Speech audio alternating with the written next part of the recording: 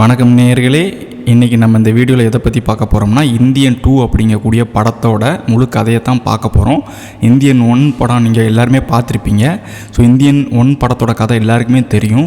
இந்த இந்தியன் 1க்கும் 2க்கும் என்ன பெரிய வித்தியாசம் அப்படின்னு பார்த்தீங்கன்னா பட்ஜெட் தான் ரொம்ப பெரிய வித்தியாசம். என்ன அப்படின்னா முதல் படத்துக்கு 15 கோடியில் முடிச்சிட்டாங்க. ஸோ முதல் படம் 96 ரிலீஸ் ஆச்சு. இப்போ வந்து பார்த்தீங்கன்னா 2024 ரிலீஸ் ஆன இந்த படத்துக்கு கிட்டத்தட்ட 250 கோடி செலவு பண்ணியிருக்காங்க. ரொம்ப பிரம்மாண்டமாக எடுத்திருக்கிறாங்க. ஸோ முதல் கதை வந்து பார்த்தீங்கன்னா அதில் வந்து ஏஆர் ரகுமான் வந்து அந்த படத்தோட பேக்ரவுண்ட் ஸ்கோர் வந்து பயங்கரமாக ப்ளே பண்ணியிருப்பார். ஸோ இந்தியன் 2ல் வந்து பார்த்திங்கன்னா அந்த அளவுக்கு இல்லை. இதுதான் பெரிய வித்தியாசம்னு சொல்லலாம். ஸோ இன்றைக்கி இருக்கக்கூடிய ட்ரெண்டுக்கு ஏற்ற மாதிரி இந்தியன் 2 படத்தை எடுத்துருக்காங்க. முதல் படத்தில் வந்து பார்த்திங்கன்னா சோஷியல் மீடியா அப்படிங்கிற ஒன்றே இருக்காது.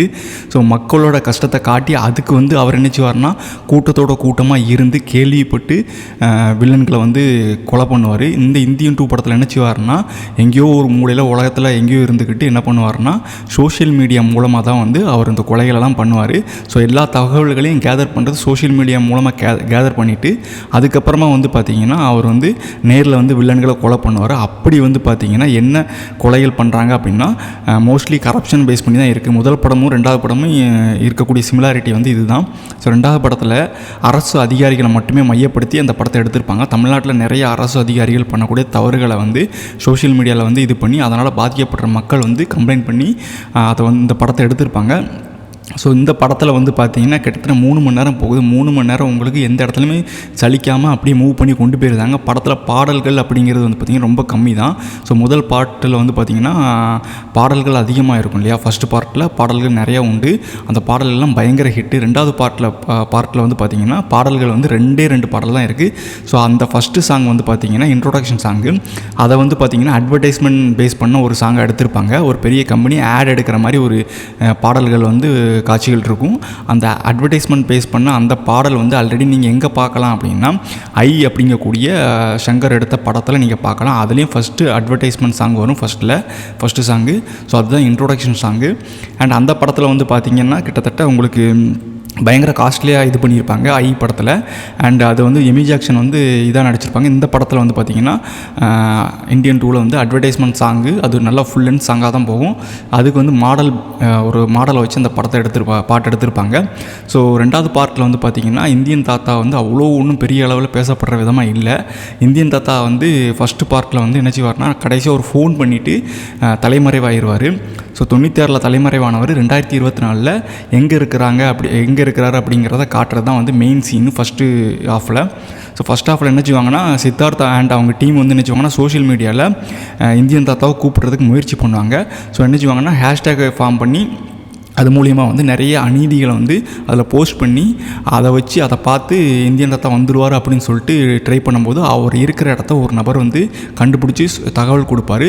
ஸோ என்ன தகவல் கொடுப்பார் அப்படின்னா இந்தியன் தாத்தா வந்து தாய்வானில் ஒரு அகாடமியில் வந்து பார்த்திங்கன்னா வர்மக்கலையை சொல்லி கொடுத்துக்கிட்டு இருக்கிறாரு அப்படின்னு சொல்லிட்டு அந்த இடத்த வந்து சொல்லுவார். ஸோ இந்தியன் தாத்தா என்ன பண்ணுவார்னா அங்கேருந்து தைவான்லேருந்து இந்தியாவுக்கு வருவார். வந்து அவர் என்ன செய்வார்னா மக்களோட அநீதிகளை வந்து சோஷியல் மீடியாவில் போஸ்ட் பண்ணுறதை பார்த்துட்டு அந்த வில்லன்கள்லாம் போய் கொலை பண்ணுவார். அப்படி கொலை பண்ணும்போது வந்து பார்த்திங்கன்னா நிறைய அரசு அதிகாரிகள் வந்து மாட்டுவாங்க. ஸோ இந்தியன் தாத்தா வந்து ஒரு 2 கோரிக்கையை வைப்பார் அந்த ஃபஸ்ட்டு பார்ட்டில். என்ன அப்படின்னா நான் மட்டுமே களை எடுக்குன்னு நினைக்கக்கூடாது, நீங்களும் சேர்ந்து களை எடுங்க. உங்கள் வீட்டில் அரசு அதிகாரிகள் இருக்காங்கன்னா அவங்க செய்கிற தப்பை வந்து நீங்கள் என்ன செய்யுங்க சுட்டி காட்டுங்க, சோஷியல் மீடியாவில் போட்டு விடுங்க.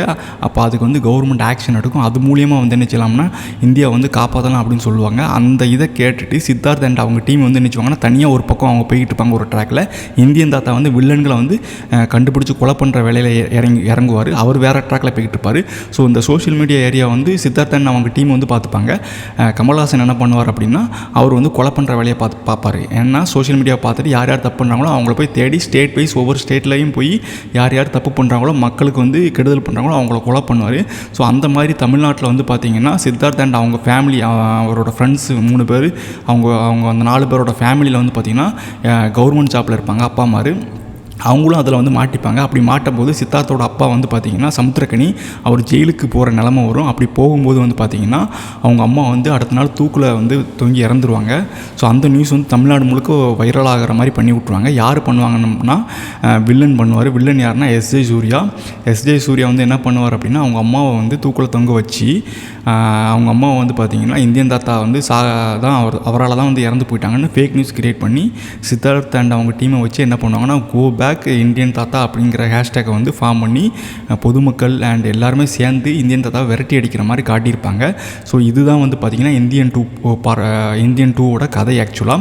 ஸோ இப்படி விரட்டி அடிக்க போகும்போது அவர் வந்து அந்த போலீஸ்கிட்டேருந்து பொதுமக்கள்கிட்டேருந்து தப்பிச்சு ஓடி தலைமறைவாகிறதுக்கு முயற்சி பண்ணுவார். அப்படி முயற்சி பண்ணும்போது அங்கே வந்து என்ன செய்கிறாங்கன்னா படத்தை க்ளோஸ் பண்ணுறாங்க. ஸோ இதுக்கு அடுத்து வந்து இந்தியன் 3 வந்து இன்னும் ஒரு சில மாதங்களில் ரிலீஸ் ஆகும்.